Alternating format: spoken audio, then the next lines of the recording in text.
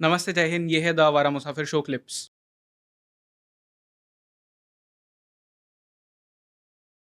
कुछ इन्फॉर्मेशन जो अवेलेबल है उसमें कहा जाता है कि सीआईए ने आरएनडीडब्ल्यू को 27 अलर्ट्स दिए थे कि मुंबई में कोई अटैक प्लान किया गया है और ये होने वाला है, बट सब कुछ इग्नोर कर दिया गया। जैसे ही ये जो टेररिस्ट थे, ये जब बोट से उतरे थे, तो जो फिशरमैन थी, जो लोकल कम्युनिटी थी फिशरमैन की, उन्होंने पुलिस को बताया था, वो इन्फॉर्मेशन भी इग्नोर कर दी गई थी। ये इंटेलिजेंस का one of the biggest failure रहा है इंडिया में। नहीं, इंटेलिजेंस फेलियर नहीं है। Again I will say it was failure of intelligentsia. Intelligence हमारे पास थी, और ये सीआईए की इंटेलिजेंस के अलावा हमारे पास में हमारी एजेंसियों की एक बहुत pin point proper workable information थी, जिसमें साफ तौर पे कहा गया था कि समंदर किनारे एक होटल के ऊपर अटैक होना है, समुद्र से ही होना है।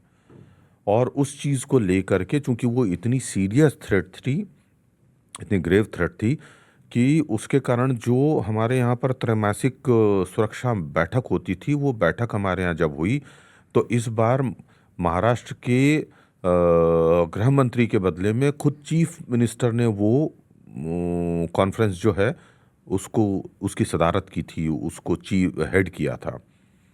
और उसका जो पूरा का पूरा डॉक्यूमेंटेशन है वो तो गवर्नमेंट के पास अवेलेबल है। तो आपके पास इंफॉर्मेशन थी, आपने उस इंफॉर्मेशन के आधार पे कोलाबा पुलिस स्टेशन के ऑफिसर्स से कहा था कि आप जाइए और वहाँ जा कर के ताज होटल की जो है वो पूरी सेफ्टी सिक्योरिटी चेक लिस्ट बना करके और वो कीजिए। वहाँ के 4 ऑफिसर गए, उन्होंने पूरा सर्वे किया, और वहाँ पे उन्होंने पूरी एक फाइल बना करके अपने रिकमेंडेशंस के साथ में ताज होटल में भेजी भी। ताज होटल ने, ताज मैनेजमेंट ने उसको इग्नोर किया, जिसकी वजह से ताज में इतनी कैजुअलिटीज़ हुई और प्रॉब्लम्स हुई। नंबर 2, हमारे यहाँ पर जो प्रिपेयर्डनेस का इशू है वो सबसे बड़ा है। हम तब जागते हैं जब कोई कांड हो जाता है। हम कांड को पहले से उसके ऊपर इंटेलिजेंस इनपुट आने के बाद में उसके ऊपर एक्ट नहीं करते। हम उसको होने देना चाहते हैं कि हाँ भाई ये हो जाए तब सोचेंगे।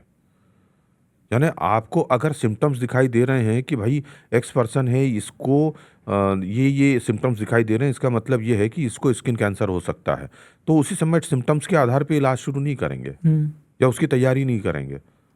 उसको जब वो कैंसर हो जाएगा, वो मरने के कगार पे आ जाएगा, तब बोलेंगे कि इसको अब दवा दो। ये समस्या है। तो वो वही चीज़ तब भी थी। इसके पहले कारगिल के समय में भी यही हुआ था। कारगिल में भी इंफॉर्मेशंस पहले से थी। वहाँ के जो हमारे बकरवाल होते हैं, जो चरवाहे, उन लोगों ने बताया था कि ऊपर माउंटिंग हो रही है, ये हो रहा है, वो हो रहा है, अनजान लोग आ रहे हैं, हथियारों से लैस आ रहे हैं, ये है वो इन्फॉर्मेशन आती रही, मैक से डिसेमिनेट होती रही। तत्कालीन जो उस वक्त के हमारे रक्षा मंत्री थे जॉर्ज फर्नांडिस साहब, वो एक रूठी नार को मनाने के लिए उसकी हाथ पांव दबाने में लगे पड़े हुए थे जयललिता को, ताकि सरकार चलती रहे भारतीय जनता पार्टी की, अटल बिहारी वाजपेयी के समय की। और उस चक्कर में वो सारी इन्फॉर्मेशन इग्नोर होती गई और उन लोगों का कॉलम बन गया, उन लोगों का बिल्डअप हो गया, और उन्होंने मतलब वो किया। फिर उसके बाद में दुनिया भर की कहानी जो है सामने आई। इतने हमारे सैकड़ों जवान मारे गए, हजारों करोड़ हमारे मतलब जो है उनको बाहर निकालने में खर्च हो गए। वही सारी कहानी यहाँ दोहराई गई। हम सबक भी नहीं लेते बीती हुई चीज़ों से। ये सबसे बड़ा इस देश का दुर्भाग्य है। इससे बड़ा अभिशाप यहाँ की इंटेलिजेंसिया के लिए है ही नहीं, यहाँ की जनता के लिए नहीं है, कि हमें ऐसी लीडरशिप मिलती है जो इन चीज़ों पे काम नहीं करना चाहती या जानती नहीं। सर, इस बात में कितना सच है कि जब ये इंटेलिजेंस, जिस तरह से आपने कहा कि मुंबई पुलिस के साथ भी शेयर की गई थी, उनके कुछ ऑफिसर्स गए भी थे ताज में, पूरी उन्होंने जांच पड़ताल की थी। दिस इज़ समथिंग जो मुझे एक इनसाइडर इन्फॉर्म मिला है। मुझे नहीं पता कि ये मतलब कितना सच है कितना झूठ है इसमें, तो I use the word allegedly. Allegedly ये कहा जाता है कि मुंबई पुलिस ने यहाँ तक प्लानिंग कर रखी थी कि ताज होटल के एक कमरे में स्नाइपर्स उन्होंने रखे थे, बट अटैक से 10-15 दिन पहले जो टॉप ऑफिशियल्स थे मुंबई के, उनमें कुछ चेंजेस हुए, एंड जो नए ऑफिशियल आए, I won't take his name क्योंकि वो बहुत ज़्यादा फेमस भी है, तो मैं फंस जाऊँगा, बट देन जब वो आए तो उन्होंने इस पूरे स्नाइपर वाली चीज़ को हटा दिया। इनफैक्ट जो सर्वेलेंस हो रहा था सी रूट पे भी, वो भी बंद करवा दिया। Is this true? देखिए, ये बात मेरे नज़र में अभी तक कभी नहीं आई है। इतनी पूरी इन्वेस्टिगेशन, इतना पूरा केस का जो वो सारे डॉक्यूमेंट्स है वो पढ़ने, देखने और इन सब चीज़ों के बाद में हो सकता है कि इसे डेलिबरेटली इन पुलिस ऑफिशियल्स ने दबाया हो। मेरे नज़र में नहीं आई, मेरे सामने नहीं गुजरी। ये पहली बात तो ये कि किसी भी होटल के कमरे के अंदर स्नाइपर क्यों रखे जाएंगे? स्नाइपर कभी भी कमरे में नहीं रखे जाते। स्नाइपर हमेशा खुले इलाकों में रखे जाते हैं, जहां वो बहुत दूर से बिना पहचान में आए, बिना मतलब उनकी आईसाइट में आए हुए ही एक्शन कर सकें, गोली मार सकें। तो स्नाइपर का तो वहाँ रोल ही नहीं बनता। रह गई बात की एक क्लोज कॉम्बैट टीम रखने की, मुंबई पुलिस उस वक्त थी ही नहीं इस लायक। अच्छा। मुंबई पुलिस में तो क्लोज कॉम्बैट या जो सिटी कॉम्बैट करने की जो ताकत है या क्षमता है, वो तो 2008 के बाद में 26/11 के हमले के बाद में डेवलप हुई है। पर जो एटीएस हम कहते हैं वो बनी तो स्वॉट जो टीम्स होती है यूएस में, जो लॉस एंजलिस में भी बहुत फेमस है, उसके बेसिस पे बनी थी ना? यार वो सबसे बड़ा मजाक है इस देश के लिए, एटीएस। क्यों? उसमें कोई भी ऐसा कॉम्बैट वो नहीं है टीम। अगर उसमें ऐसी कॉम्बैट टीम होती तो हमें मार्कोस की, एनएसजी की, एसपीजी की, इन सब की क्यों जरूरत पड़ती यहाँ? और ऊपर से कहने के लिए वो बात, दूसरी उसमें परेशानी ये कि एटीएस का चीफ एक बुलेट शॉट में मारा जाता है, वो भी एक खराब बुलेट प्रूफ के कारण। इससे बढ़कर के कोई मजाक है? इससे बढ़कर के कोई मूर्खतापूर्ण चीज हो सकती है? आपने एटीएस बनाई। एटीएस क्या कर रही थी? एंटी टेरर स्क्वाड के कायदे से 2 पार्ट होने चाहिए थे। एक जो कि कॉम्बैट करती या मतलब इन फील्ड जो है ऑपरेशंस देखती, और दूसरी इन्वेस्टिगेशन करती, इंटेलिजेंस लाती। वहां तो सिर्फ एक ही थी, इंटेलिजेंस एंड एक्शन वाली, अटैक वाली तो थी नहीं। ये तो सारी की सारी फोर्स 1 बाद में बनी, एनएसजी का बाद में बॉम्बे सेंट्रल बना, ये सब बाद में हुआ है।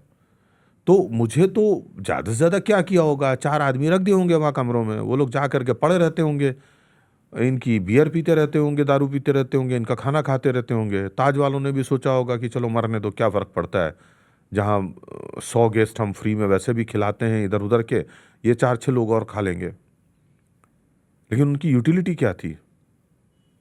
और अगर AK-56 लिए हुए 4 इतने खतरनाक ट्रेंड जो है, आर्मी ट्रेंड टेररिस्ट घुसेंगे, उनके सामने इनकी 7.62 बोल्ट एक्शन जो है या SLR और 9mm पिस्टल या 48 कैलिबर पिस्टल्स क्या काम आनी थी? जो आदमी 1 सेकंड के अंदर पूरी 28 गोलियों की 30 गोलियां भरी हुई खाली कर देता है मैगजीन, उसके सामने वो टुचुक टुचुक कितनी देर चलनी हो? सवाल वो है। और वो भी अनट्रेंड लोग।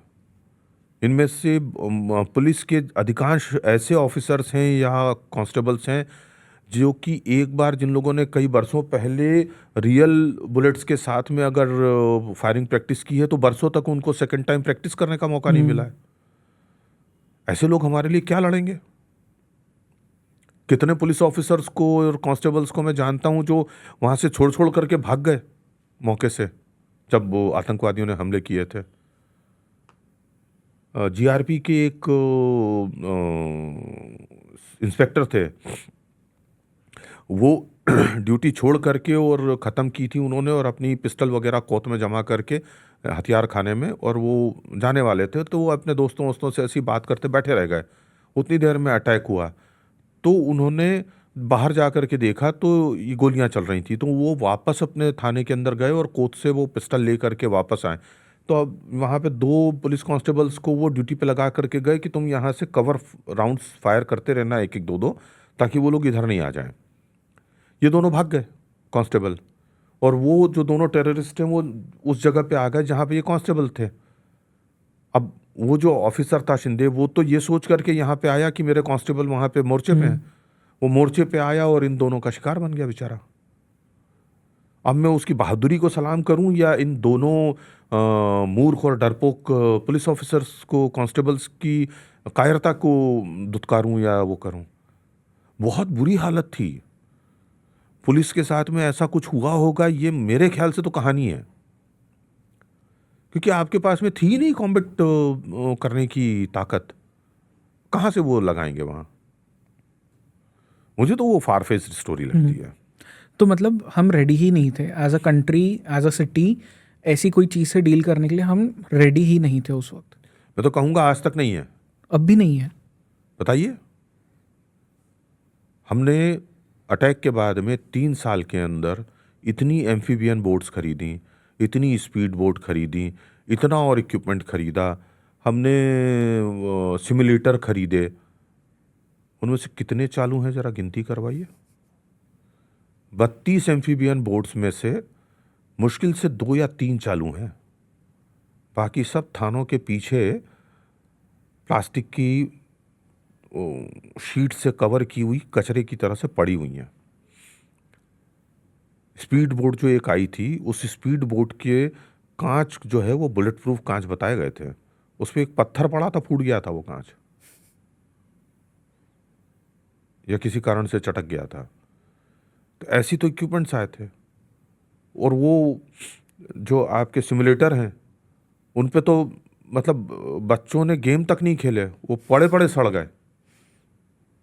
तो वो तो लाए इसलिए थे ना कि आपको सिमुलेटर के ऊपर टारगेट प्रैक्टिस करवाएं, कि जब एक रनिंग टारगेट होता है, कोई टेररिस्ट है, वो किसी जगह पे आड़ लेता है, तो आप कैसे उसको शूट करेंगे। करेक्ट। सिमुलेटर का बेनिफिट वही होता है, आप परफेक्ट बनते हैं उससे, शूटिंग से। यूज ही नहीं हुआ। हमने कोई ट्रेनिंग प्रोग्राम ही उसके लिए डिजाइन नहीं किया। खरीदी हमने चीज, उनके टायर चले गए तो उनके नए टायर लाने के लिए पैसे नहीं सैंक्शन हुए। ये तो हमारे सिस्टम का दुर्भाग्य है। ऐसी विडंबना है हमारे देश की। कैसे प्रिपेयर्डनेस तब थी और आज थी? आज भी हालत यही है। आपके 30-32 सागरी थाना बना दिए, कोस्टल पुलिस स्टेशन। आप जा करके जरा पता कीजिए वहाँ पे कितने पुलिस ऑफिसर्स रहते हैं और कितना वो लोग बोट में जा करके और गश्त लगाते हैं। अरे जब आपके पास में बोट्स ही नहीं है तो आप क्या करोगे? टेररिस्ट आते हैं हाई स्पीड बोट में, आप जाते हैं किस में?